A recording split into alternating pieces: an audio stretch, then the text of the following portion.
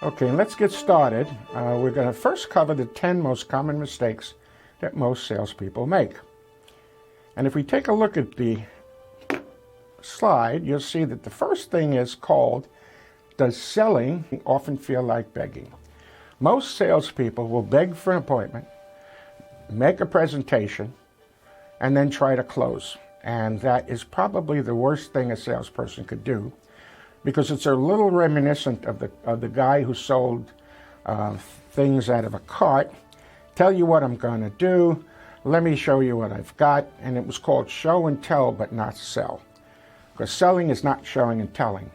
It's qualifying people and finding out what their needs and wants are and make them qualify for your services. So stop begging, stop asking for the business. Actually get the people, the prospects, to want your business. And practice interviewing and asking questions, which you're going to get to later, instead of pushing and selling. Let's take a look at the second one. Do you talk too much? Okay. Do you talk too much? Well, most salespeople talk and talk and talk and talk. And they show features and benefits. Meanwhile, they haven't qualified the prospect. They haven't found out what their needs are. They haven't found out anything about a budget. In many cases, they don't even know if they're the decision maker.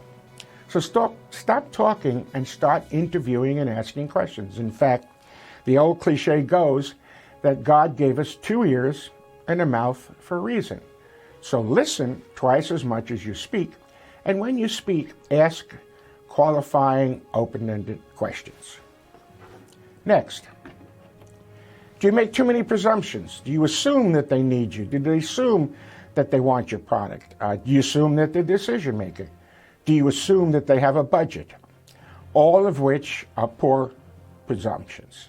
The only way you can find out from them what they want or need is to ask them specifically what it is that they want or need, help them get it quickly and elegantly by finding out how they want it to be delivered, who has to be part of the decision maker, and you're also going to have to find out what their budget is. So don't make the presumptions. Again, interview them.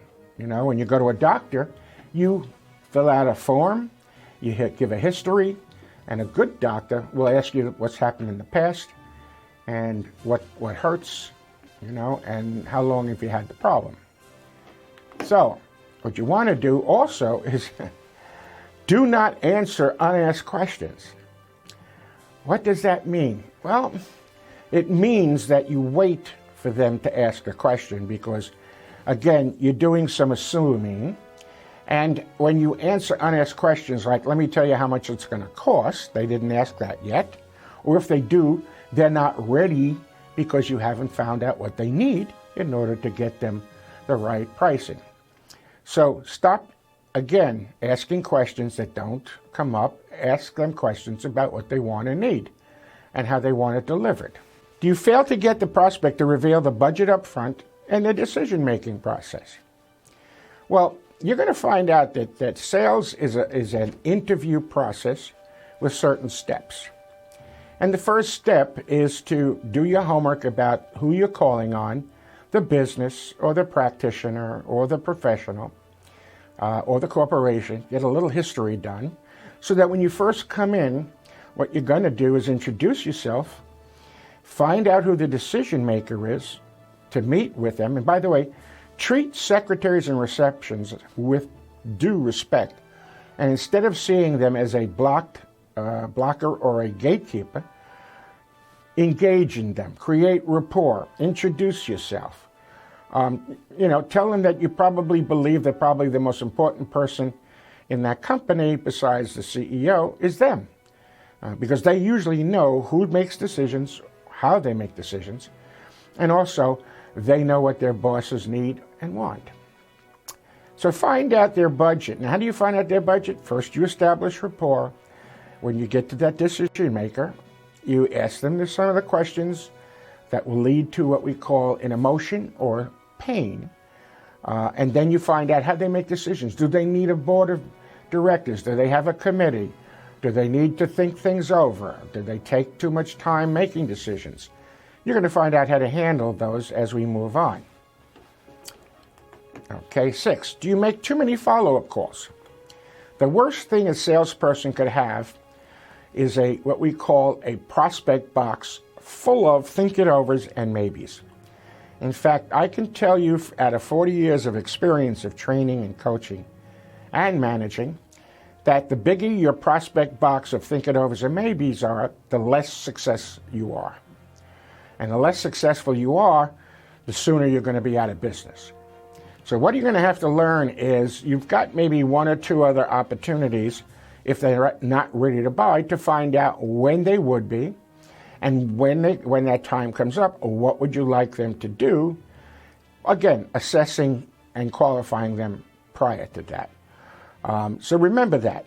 2 or 3 times to follow up has to be a reason for that follow-up.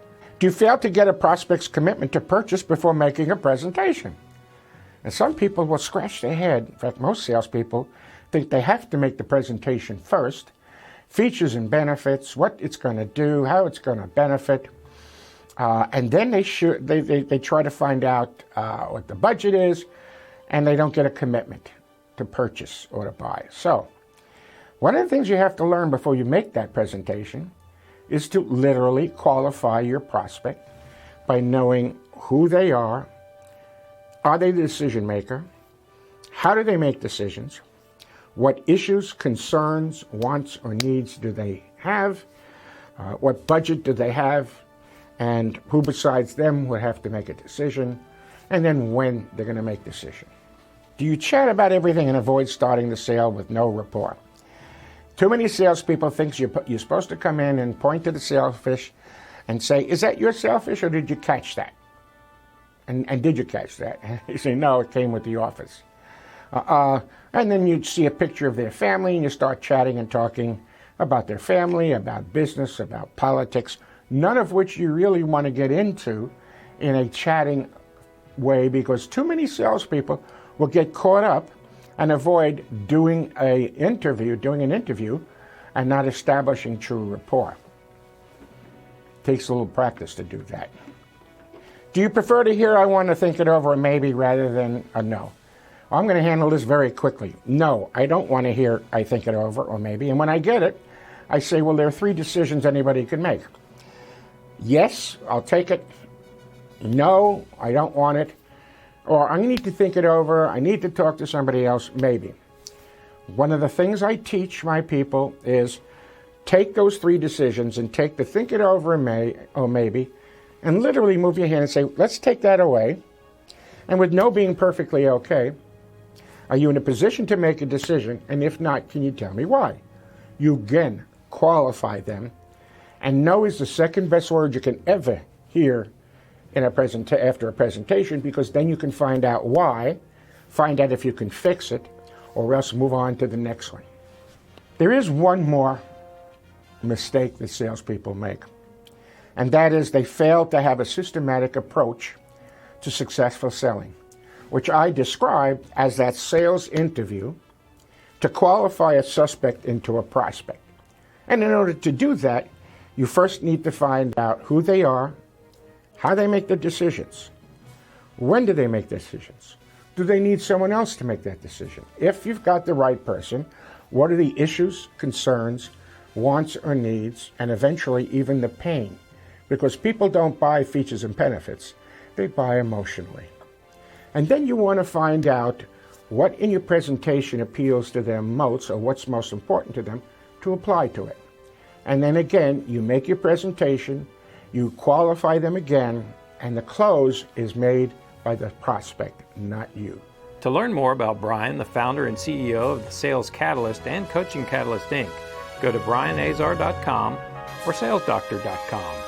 You can reach Brian at brian@salesdoctor.com or give him a call at 919-620-1551. Be sure to ask Brian about a complimentary coaching session.